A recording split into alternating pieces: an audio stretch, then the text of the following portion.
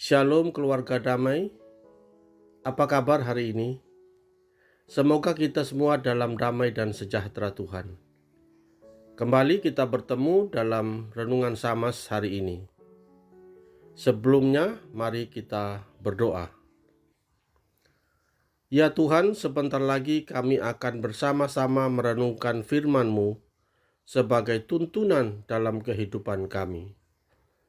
Terangilah hati kami ya Roh Kudus, agar kami tidak sekadar tahu, tapi juga melakukannya dalam keseharian kami.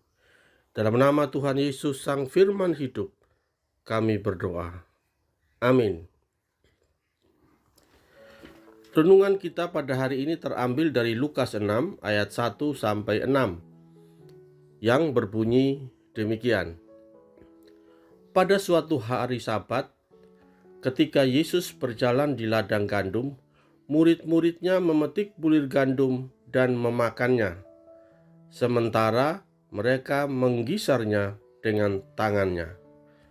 Tetapi beberapa orang Farisi berkata, "Mengapa kamu berbuat sesuatu yang tidak diperbolehkan pada hari Sabat?" Lalu Yesus menjawab mereka, "Tidakkah kamu baca apa yang dilakukan oleh Daud ketika ia dan mereka yang mengikutinya lapar? Bagaimana ia masuk ke dalam rumah Allah dan mengambil roti sajian, lalu memakannya dan memberikannya kepada pengikut-pengikutnya. Padahal roti itu tidak boleh dimakan kecuali oleh imam-imam."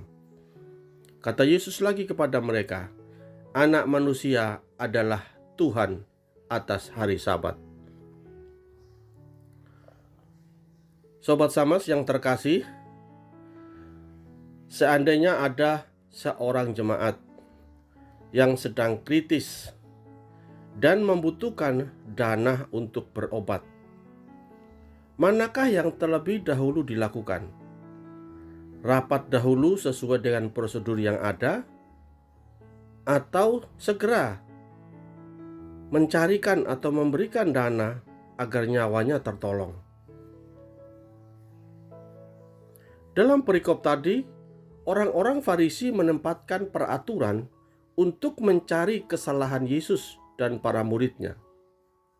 Padahal, tindakan Yesus pada hari Sabat pasti dengan penghayatan Sabat yang benar. Manakah yang lebih penting? Peraturannya atau kebenaran menolong sesama? Apakah dapat dibenarkan bila seseorang menaati peraturan sampai mengorbankan nyawa sesamanya? Itulah yang ditunjukkan Raja Daud, seperti yang dikutip Tuhan Yesus dalam bacaan kita tadi. Raja Daud lebih mengasihi prajuritnya agar tidak mati kelaparan daripada ketaatan pada peraturan yang ada. Yesus tidak bermaksud mengubah hukum Sabat, tetapi ia adalah pembaru hukum. Melalui kasus nyata ini, ia ingin mengajarkan pengertian dan makna Sabat yang benar, yaitu mengutamakan belas kasihan daripada menaati peraturan yang bisa saja tidak manusiawi pada situasi tertentu. Namun sayangnya orang Farisi dan ahli Taurat tidak terbuka kepada kebenarannya.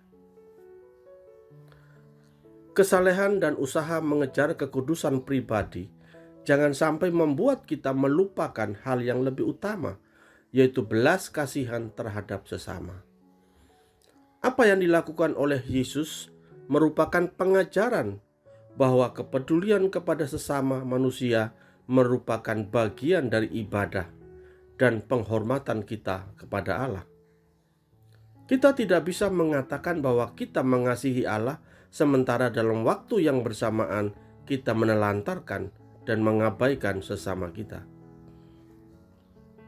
Ingatlah bahwa perintah untuk mengasihi Allah diikuti dengan perintah untuk mengasihi sesama manusia. Kadang terjadi bahwa peraturan gereja yang ditetapkan dapat menggeser atau mengaburkan makna yang sesungguhnya.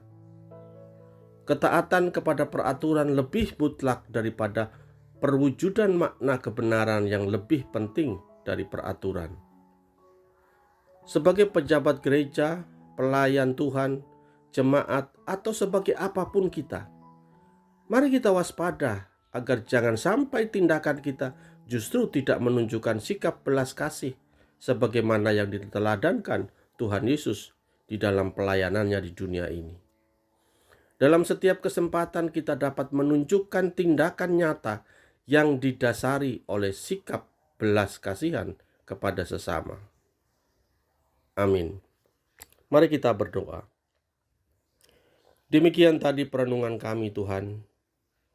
Kami belajar bahwa Tuhan menghendaki kami taat karena belas kasihan, bukan hanya karena peraturan yang ada, sehingga kami dapat menolong sesama dengan bijaksana di saat kami tergerak oleh belas kasihan.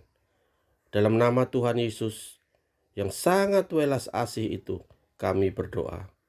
Amin. Demikian keluarga damai, renungan kita pada hari ini. Selamat berbelas kasih.